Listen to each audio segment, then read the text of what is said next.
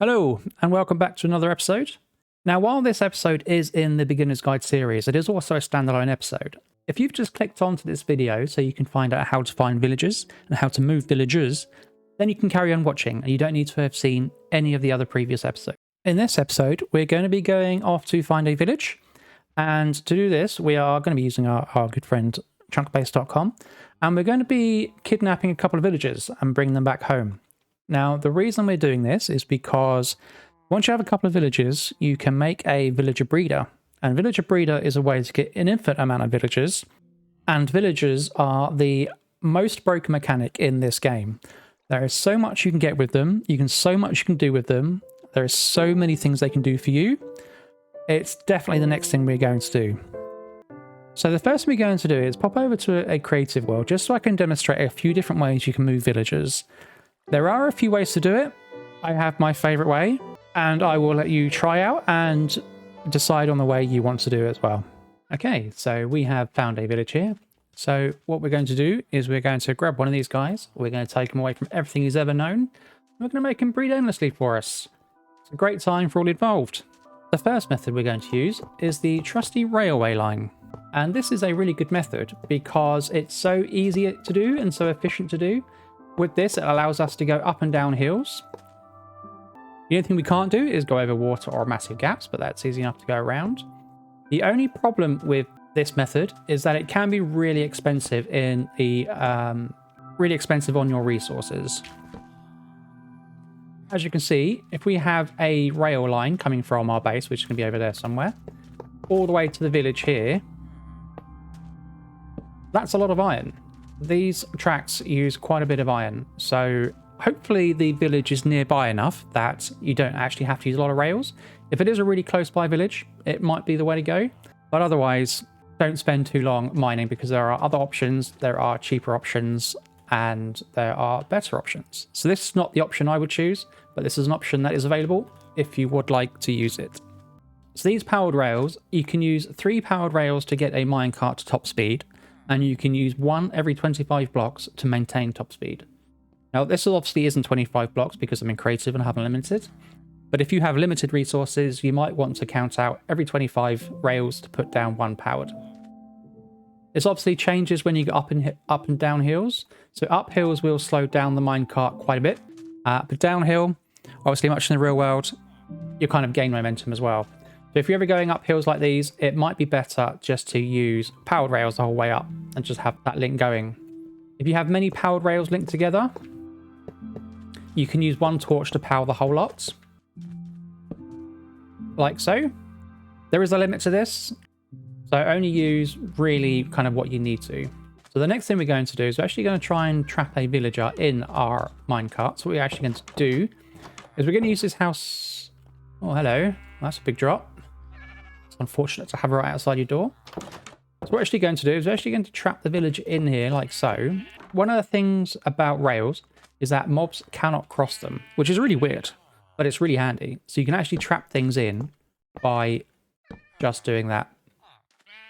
Now you put the minecart down and we just have to push the villager into it.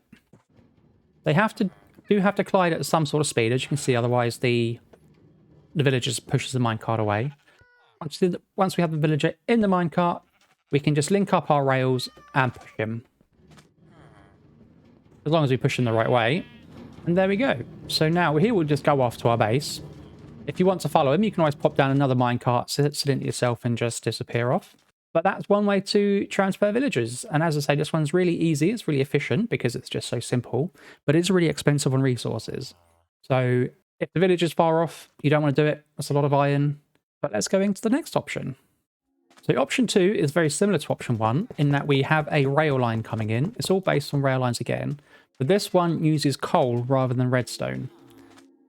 So what we have is we have our line coming into the village from our base, which, as before, we're just going to throw over here. And this may actually be much easier to do than the other option, simply because you don't have to make loads of powered rails. This is all done entirely with a minecart with a furnace in it. Which can use the same method as before. This guy that's in here, I'm just going to grab him, push him in. So he's going to head off now, but obviously there's no powered rails to be able to get any momentum. There's nothing there to push him along. So what we do then is we have our minecart with our furnace. We just pop that on the track behind him, and it acts as a steam train. So we take our coal, again, which you should have loads of from your mining, and you just right-click it. And as you can see, it powers the minecart and it just pushes it along. And you can do this, again, all the way back to your base. So this may be a better option than the previous option, just because it's much easier to make a minecart with a furnace, and it's much easier to get a lot of coal than it is to get a lot of gold. So that is option 2 that uses the rails. Let's move into the next one. So option 3 pretty much just uses a boat, a piston, and a lever. And this is obviously much cheaper resource-wise than using the previous method. What we do here is we just have our boat, we throw it down next to someone who jumps into it, and then you just right-click and hop into it. Now the thing with this method is, as you can see, it's quite slow. So you're kind of running across a load of land here, so it's really quite slow. The only other issue you have with this method is when you get to somewhere like this, a step, bump up, you can't actually go up it.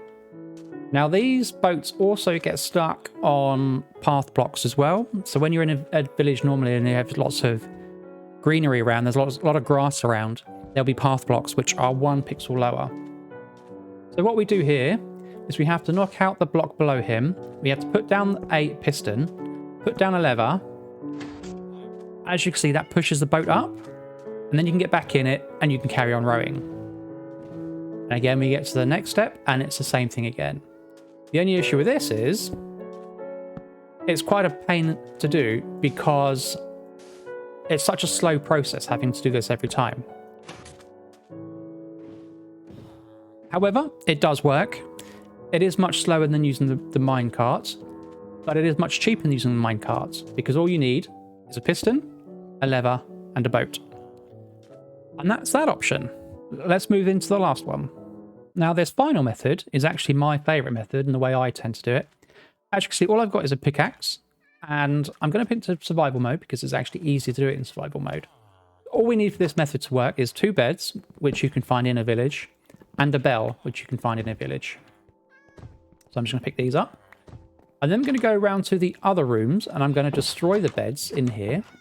And the reason we do this is because we need one of the villagers to link to our bed, and we're going to use that to transfer him.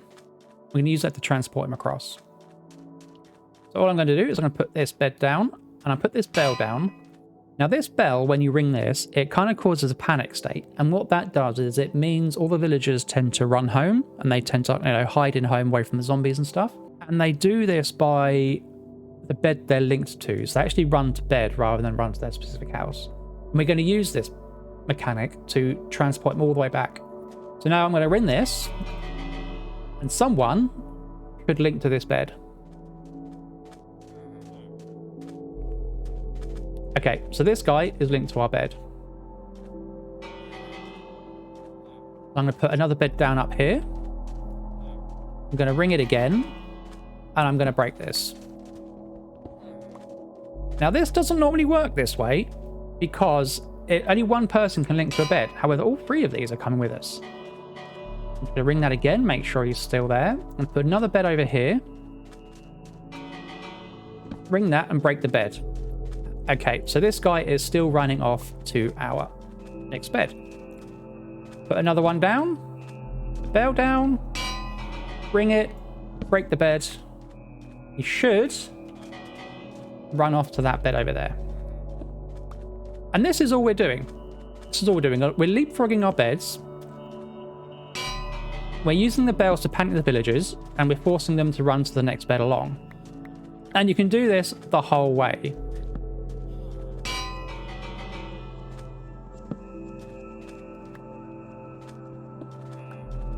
Now the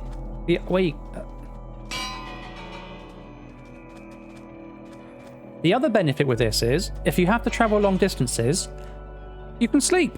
As soon as you see a villager jump into bed, they can actually sleep a little bit earlier than you can. But as soon as you see a villager jump into bed, you can also sleep, which is really important to do because the nighttime is really, really dangerous. I'm actually going to go up here now. Put that down. I'm going to ring the bell.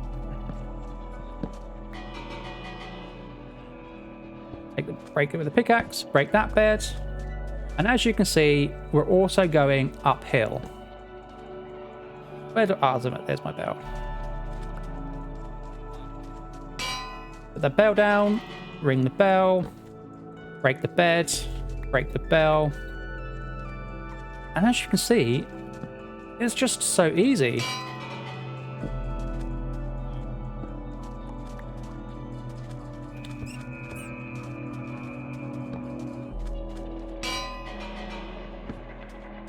And that's it. That's it for this method. All you really need to take from home is your pickaxe, because you get the 2 beds and you get the bell you need from the village. And this is my preferred way of doing it because it's so easy and it's so simple, and it's actually really safe as well, because as I mentioned, once you're at nighttime, you have a bed to sleep in. The other bonus with this is actually if you transport children. So kids will run from bed to bed, so they actually move much faster. So if you take a child, you can actually get back to base much quicker than you can with an adult.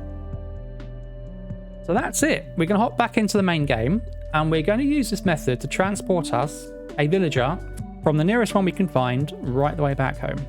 So now we've been through the different methods of transporting villagers. What I'm going to do is I'm going to do the same thing we've done before for the other things. So I'm going to take a copy of our seed. So we type seed, we press T to open the chat bar, which frees the mouse, and then we click on it to copy it to our clipboard. We take our location, which is actually really important to always know your location, because it's always good to know where home is. If you ever get lost, you can take your coordinates and you can find your way back easy enough. So again, we just press F3. We look in the top left here. We're at 112 minus 31 or minus 32. So I'm just going to write that down. And then we're going to go over to our web browser. And here we are on chunkbase.com. We're just doing the same thing we did before. We go into apps here. We scroll down a bit and we're looking for a village, which is just here. So again, same thing as before. The seed is already populated because the last time we used it. The X and the Z at the bottom here are the coordinates we've just taken. So I'm going to put in 112 minus 32. So what we can see here is this is our location. Now our closest village is this one over here. So this is, if I scroll in a tiny bit, 758 minus 347. You can see that in the bottom left-hand corner of the map here. If I mouse over that green dot, you can see just here, 758, 345. So I'm going to go back into the main game. Under our coordinates, we need to go to 758, which is that way, and minus 345, which is that way. So I'm just going to run off in this direction. I'm going to go and find our village. And there we are. There's our village. It's a little way away. Our base is kind of over there, just off the horizon there. We have a little bit of a way to run.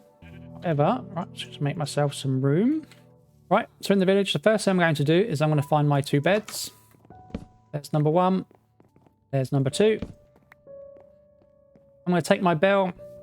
There's my bell. So now I've got everything I need to transport my villagers back to my base. I'm going to look for any other beds that I can break. This will help with linking to my bed, so I have a bit more success in getting someone to follow me. And then all I'm going to do is pretty much what we just did previously. I'm going to put a bed down, I'm going to ring the bell, and hopefully someone is going to run up to it.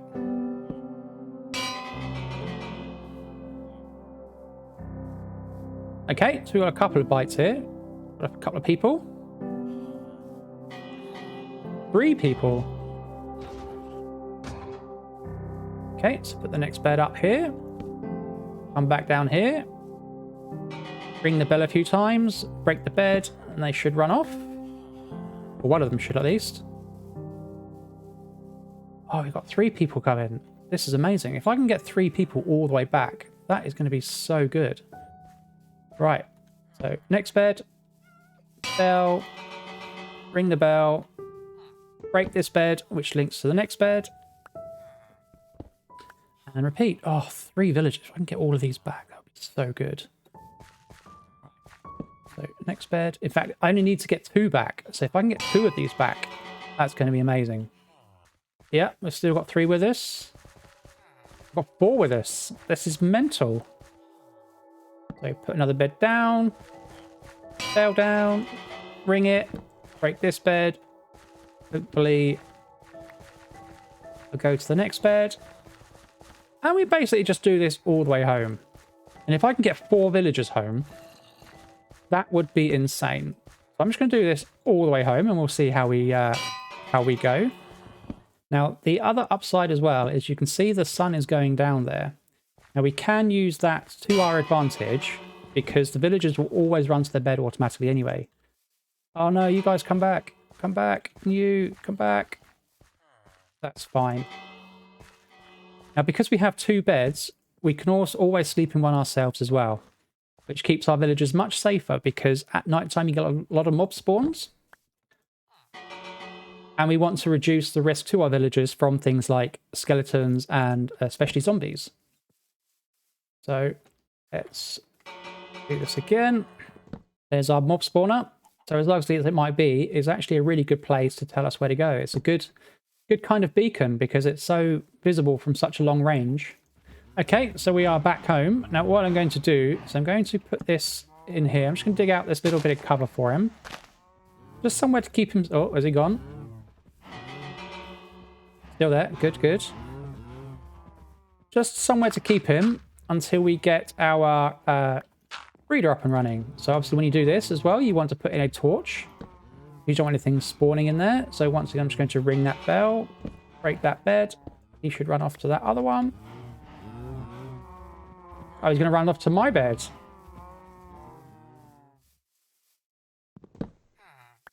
Okay, so he should run to the bed in there. And then I'm just going to block him in.